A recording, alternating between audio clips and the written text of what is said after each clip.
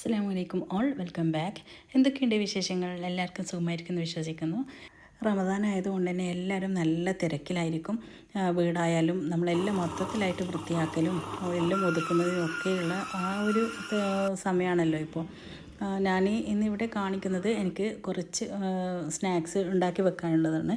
ഫ്രീസറിൽ കുറച്ച് നമുക്ക് ഉണ്ടാക്കി വെക്കാൻ പറ്റുന്ന റമദാനിൽ യൂസ് ചെയ്യാൻ വേണ്ടിയിട്ട് ഉണ്ടാക്കാൻ പറ്റുന്ന കുറച്ച് സ്നാക്സിൻ്റെ റെസിപ്പിയാണ് ഇന്ന് കാണിക്കുന്നത്. ഇതിൽ ഒരുപാട് റെസിപ്പീസ് ഞാൻ മുമ്പേ കാണിച്ചതായിരുന്നു. ഇന്ന് ഞാൻ ഇവിടെ സ്പെഷ്യലായിട്ട് കാണിക്കുന്നത് സ്പ്രിംഗ് റോളിൻ്റെ റെസിപ്പിയാണ്.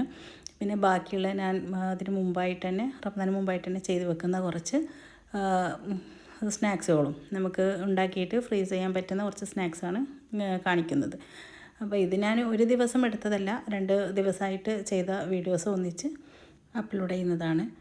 നമുക്കതിൻ്റെ റെസിപ്പി വീഡിയോയിലേക്ക് പോകാം. അതിനായിട്ട് ഞാനിവിടെ ചിക്കൻ്റെ ബ്രസ്റ്റ് 2-3 പീസ് എടുത്തിട്ട് ഉപ്പും കുരുമുളകും മാത്രം ഇട്ടിട്ടൊന്ന് ഫ്രൈ ചെയ്തെടുത്തിട്ടുണ്ട്.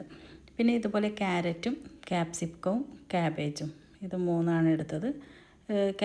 ക്യാരറ്റൊക്കെ ഇതുപോലെ നൈസായിട്ട് നല്ല നേരിയതായിട്ട് അരിഞ്ഞെടുക്കണം. ആദ്യം തന്നെ ചിക്കനും ഇതുപോലെ ഫ്രൈ ചെയ്ത് വെക്കണം. എന്നിട്ട് ഇനി ഇത് നമുക്കൊരു പാനിലേക്ക് എണ്ണ ചൂടാക്കിയിട്ട് അതിലേക്ക് ഒരു സവാള നീളത്തിലരിഞ്ഞതിട്ടിട്ട് ജസ്റ്റ് ഒന്ന് വഴറ്റി കൊടുക്കാൻ. എന്നിട്ട് അതിലേക്ക് 1 ടീസ്പൂണ് ജിഞ്ചർ ഗാർലിക് പേസ്റ്റ് ഉണ്ടല്ലോ, ഇതും ചേർത്തിട്ട് നന്നായിട്ടൊന്ന് ഇളക്കി കൊടുക്കാം. പിന്നെ ഇതൊന്നും കൂടുതൽ സമയം വഴന്ന് വരണമെന്നൊന്നുമില്ല. ഇനി അതിലേക്ക് ക്യാബേജും ക്യാരറ്റും അതുപോലെ ക്യാപ്സിക്കവും ഇത് 3 ചേർത്ത് കൊടുത്തിട്ട് നന്നായിട്ട് ഇളക്കി കൊടുക്കാൻ. ഈ സമയത്തൊന്നും നമ്മളിതിൽ ഉപ്പ് ചേർക്കരുത്, കാരണം നമുക്കിതിൽ വേറെ സോസൊക്കെ ചേർക്കുമ്പോൾ അതിനൊക്കെ ഉപ്പുണ്ടാവുമല്ലോ. അപ്പോൾ നോക്കിയിട്ട് വേണമെങ്കിൽ ചേർത്ത് കൊടുത്താൽ മതി. ഇത് ജസ്റ്റ് ഒന്ന് വഴറ്റിയെടുക്കുകയോ വേണ്ടത്, അല്ലാതെ ഇത് അടച്ച് വെച്ച് വേവിക്കുകയോ അല്ല നന്നായിട്ട് വഴറ്റിയെടുക്കുകയോ അങ്ങനെയൊന്നും അതിൻ്റെ ഒന്നും ആവശ്യമില്ല. ജസ്റ്റ് ഒന്ന് വഴറ്റിയെടുക്കാം. ഇനി നമ്മൾ ആദ്യം ഫ്രൈ ചെയ്ത് വെച്ച ചിക്കൻ ഉണ്ടല്ലോ, ഇതൊന്ന് ഗ്രൈൻഡറിലൊന്ന് പൊടിച്ചെടുക്കണം. അതും ഇതിലേക്ക് ചേർത്ത് കൊടുക്കുക. അപ്പോൾ ഇതിനും നമ്മൾ ഉപ്പിട്ടത് കൊണ്ട് തന്നെ ഇപ്പോൾ ഈ സമയത്ത് ഉപ്പൊന്നും ചേർക്കണ്ട, ഇതും കൂടെ മിക്സ് ചെയ്തിട്ട് നന്നായിട്ടൊന്ന് മിക്സ് ചെയ്ത് കൊടുക്കാം. ഇനി ഇതിലേക്ക് നമ്മൾ ചിക്കൻ ക്യൂബ് ഉണ്ടല്ലോ മാഗിയുടെ, അതിൽ നിന്ന് ഒറ്റ ഇത് മാത്രമേ ഞാൻ എടുത്തുള്ളൂ കേട്ടോ, 1 ക്യൂബ് അതൊന്ന് പൊടിച്ചിട്ട് ചേർത്ത് കൊടുത്തിട്ട് നന്നായിട്ട് ഇളക്കാം. അതൊന്ന് മെൽറ്റായി മൊത്തത്തിലായിട്ടൊന്ന് ചേരുന്നത് പോലെ ഒന്ന് നന്നായിട്ട് ഇളക്കി കൊടുക്കണം. ഇനി ഇതിലേക്ക് 1 ടേബിൾ സ്പൂണ് സോയാ സോസ് ഉണ്ടല്ലോ അത് ചേർത്ത് കൊടുക്കണം. അതുപോലെ തന്നെ 1 ടേബിൾ സ്പൂണ് ചില്ലി സോസും ഇത് രണ്ടും ചേർത്ത് കൊടുക്കാം. പിന്നെ ടൊമാറ്റോ സോസ് ചേർക്കുന്നെങ്കിൽ ചേർത്ത് കൊടുക്കാം. ഞാനിപ്പോൾ ചേർക്കുന്നില്ല, എനിക്ക് കുട്ടികൾക്കൊന്നും അതിൻ്റെ അങ്ങനെയുള്ള ടേസ്റ്റ് ഇഷ്ടമല്ലാത്തതുകൊണ്ട് പിന്നെ ഞാനത് ഒഴിവാക്കിയതാണ്. നിങ്ങൾക്ക് ടേസ്റ്റ് ഇഷ്ടമാണെങ്കിൽ അത് ചേർത്ത് കൊടുക്കാം. ഇനി ഇതിലേക്ക് ചില്ലി ഫ്ലേക്സും അതുപോലെ തന്നെ പെപ്പർ പൗഡർ ഉണ്ടല്ലോ ഇതും കൂടെ പിന്നെ ഒന്ന് ചേർത്ത് കൊടുത്തിട്ട് നന്നായിട്ട് ഇളക്കി യോജിപ്പിക്കണം. ഈ സമയത്ത് നോക്കിയിട്ട് അതുപോലെ എരിവ് വേണമെങ്കിൽ നിങ്ങൾക്ക് അതൊക്കെ കൂട്ടിയിട്ട് കൊടുക്കാം. പിന്നെ നോക്കുക, ഉപ്പ് കുറവാണെങ്കിൽ അത് ചേർത്ത് കൊടുക്കാം. എനിക്കിതിപ്പോൾ ടേസ്റ്റ് ചെയ്തപ്പോൾ ഉപ്പൊക്കെ പാകത്തിലായിരുന്നു, അതുകൊണ്ട് ഞാൻ വേറെ ഉപ്പ് ചേർത്തിട്ടില്ല. ഞാനിവിടെ സ്വിറ്റ്സിൻ്റെ ഈ സ്പ്രിംഗ് റോൾ ഷീറ്റ് ഉണ്ടല്ലോ ഇതിലാണ് ഇത് ചെയ്തെടുക്കുന്നത്. അപ്പോൾ ഇത് ആദ്യം പിന്നെ ഫ്രീസറിൽ നിന്നെടുത്ത് പുറത്ത് വെച്ചിരുന്നു. അപ്പോൾ അതിൻ്റെ തണുപ്പൊക്കെ വിട്ടതിന് ശേഷം ഇതുപോലെ ഓരോന്ന് എടുത്ത് മസാല വെച്ച് കൊടുത്തിട്ട് എന്ത് ചെയ്യാം, മൈദ കുറച്ച് പശ പോലെ ഇങ്ങനെ കലക്കിയിട്ട് അത് ഒട്ടിച്ച് കൊടുത്ത് ഇതുപോലെ റോൾ ചെയ്തെടുക്കാം. ഞാനിപ്പോൾ എല്ലാം ഇതുപോലെ റോൾ ചെയ്തെടുത്തിട്ടുണ്ട്. ഇതൊരു പ്ലാസ്റ്റിക് കണ്ടെയ്നറിലാക്കിയിട്ട് നമുക്ക് ഫ്രീസറിൽ വെക്കാം. ഞാനിനി ഉണ്ടാക്കുന്നത് കായ അടയുണ്ടല്ലോ, ഉന്നക്കായ, അതാണ്. അത് ഞാനിവിടെ 5 കിലോ പഴമാണ് എടുത്തത്. അത് പുഴുങ്ങിയിട്ട് ഗ്രൈൻഡറിൽ അരച്ചു. ഞാൻ ആദ്യം ചെയ്യുകയെന്ന് വെച്ചാൽ അരച്ച പഴം ഇതുപോലെ എണ്ണയിട്ട് ഇതുപോലെ ബോൾസാക്കി വെക്കും. അത് നമുക്ക് 5-6 കിലോ പഴമൊക്കെ ആണെങ്കിൽ ഒരു 100 കായയുടെ വരെ കിട്ടും. അപ്പോൾ ആദ്യം ഇതുപോലെ ബോൾസാക്കിയിട്ട് എണ്ണം പിടിച്ച് നമുക്ക് ബോൾസാക്കി വെച്ച് കഴിഞ്ഞ് കഴിഞ്ഞാൽ പിന്നെ അതിൽ കുറച്ച് കൈക്ക് എണ്ണ തടവിയിട്ട് അതൊന്ന് പരത്തി അതിൻ്റെ മുട്ടയുടെ മസാല ഉണ്ടല്ലോ അതിൻ്റെ ഉള്ളിൽ വെക്കുന്ന സാധനം, മുട്ടപ്പണ്ടം എന്നാണ് ഞങ്ങൾ ഇവിടെ പറയുക, അത് വെച്ചിട്ട് ഒന്ന് ഫില്ല് ചെയ്ത് ഷേപ്പ് ചെയ്തെടുക്കാം. അപ്പോൾ ആദ്യം ഷേപ്പ് ചെയ്ത കായയുടെ ഒന്ന് ഫ്രീസറിൽ വെച്ചിട്ട് ഒന്ന് തണുത്ത് 2 മണിക്കൂറൊക്കെ കഴിഞ്ഞ് കഴിഞ്ഞാൽ പിന്നെ ഇതുപോലെ ഇങ്ങനെ കുറച്ച് ഐസ് പോലെ ആക്കി നമുക്ക് ഇതുപോലെ ബോക്സിലേക്ക് മാറ്റിയാൽ ഓരോന്നായിട്ട് ഇതുപോലെ തന്നെ ഇളകി വരും. ഒട്ടിപ്പിടിക്കുകയോ അങ്ങനെ ഒന്നും ആവുകയും ചെയ്യില്ല. ആദ്യം ഉരുട്ടിയ സമയത്ത് ട്രയൽ നിരത്തി വെച്ചിട്ട് ഫ്രീസറിൽ വെച്ചിട്ട് 2 മണിക്കൂർ കഴിഞ്ഞിട്ട് എടുത്തിട്ട് ഇതുപോലെ ബോക്സിലാക്കി വെച്ചാൽ മതി. ഇപ്പോൾ ഞാൻ കായയുടെ ഇതുപോലെ ചെയ്തിട്ടുണ്ട്. പിന്നെ ഉണ്ടാക്കുന്നത് ബീഫാണ് കേട്ടോ, ഇത് ബീഫിൻ്റെ മസാലയാണ്. ഈ ബീഫിൻ്റെ മസാല ഞാനിവിടെ സമൂസയുടെ ഒരു സമൂസ മേക്കറുണ്ട്, അതിലാണ് ഞാൻ ഉണ്ടാക്കുന്നത്. അപ്പോൾ ഇവിടെ കുറച്ച് മൈദ ഉപ്പും ഗീയും ചേർത്തിട്ട് നന്നായി കുഴച്ചെടുത്തിട്ടുണ്ട്. ഇത് നന്നായിട്ട് കുഴഞ്ഞ് വന്നിട്ട് 3 കപ്പ് മൈദയും ഉപ്പും വെള്ളവും 1 ടേബിൾ സ്പൂൺ ഗീയാണ് ചേർത്തത്. അങ്ങനെ നന്നായി കുഴച്ച ഈ മാവാണ് ഈ സമൂസ മേക്കറിൽ ഇട്ടിട്ടാണ് ഞാൻ ഈ ബീഫിൻ്റെ മസാല കുഞ്ഞു കുഞ്ഞായിട്ട് നമ്മളെ ഇറച്ചിപ്പത്തിരി ഉണ്ടല്ലോ അതിൻ്റെ ആ മസാലയാണ് ആക്കിയത്. ഇതുപോലെ ചെയ്തെടുത്തിട്ടുണ്ട്. ഈ കണ്ണൂർ സ്പെഷ്യൽ ഉന്നക്കായയുടെ റെസിപ്പി ഞാൻ ഇതിന് മുമ്പുള്ള വീഡിയോയിൽ ഡീറ്റെയിൽഡ് വീഡിയോ ചെയ്തിട്ടുണ്ട്. അതുപോലെ തന്നെ ഈ ഇറച്ചിപ്പത്തിരി കണ്ണൂർ സ്പെഷ്യൽ ഇറച്ചിയിട എന്ന് പറഞ്ഞിട്ടും ഉള്ള വീഡിയോ ചെയ്തിട്ടുണ്ട്. അതുകൊണ്ടാണ് ഞാൻ ഇതിന് മസാലയുടെയും അതിനൊക്കെ ഒന്ന് ഡീറ്റെയിൽഡ് വീഡിയോ ഇതിൽ ചെയ്യാത്തത്. കാരണം വീഡിയോ നല്ല ലെങ്ത് ആവും. പിന്നെ ഇതൊക്കെ മുമ്പേ ചെയ്തത് തന്നെയാണ്. അപ്പോൾ പിന്നെ വീണ്ടും നമ്മൾ ചെയ്യുമ്പോൾ കാണുന്നവർക്കായാലും അല്ലെങ്കിൽ അറിയുന്നവർക്ക് മടുപ്പ് വരുമല്ലോ.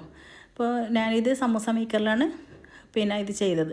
ഇങ്ങനെ ചെയ്തിട്ട് ഞാൻ ഇത് എല്ലാം കൂടെ ഒന്ന് ഓവനിൽ ഒന്ന് വാട്ടിയെടുക്കും. അങ്ങനെയാണെങ്കിൽ നമുക്ക് ബോക്സിൽ ഒന്നിച്ച് തന്നെ തട്ടി വെച്ചാലും അത് ഒട്ടിപ്പിടിക്കുകയൊന്നുമില്ല. കുറേ നാൾ വരെ ഫ്രീസറിൽ കേടുകൂടാതെ നിന്നോളും. ഇതുപോലെ ഈ സമൂസ മേക്കറിൽ എല്ലാം ഇറച്ചിപ്പത്തിരി ആണ് ഇതുപോലെ ചെയ്തെടുത്തത്.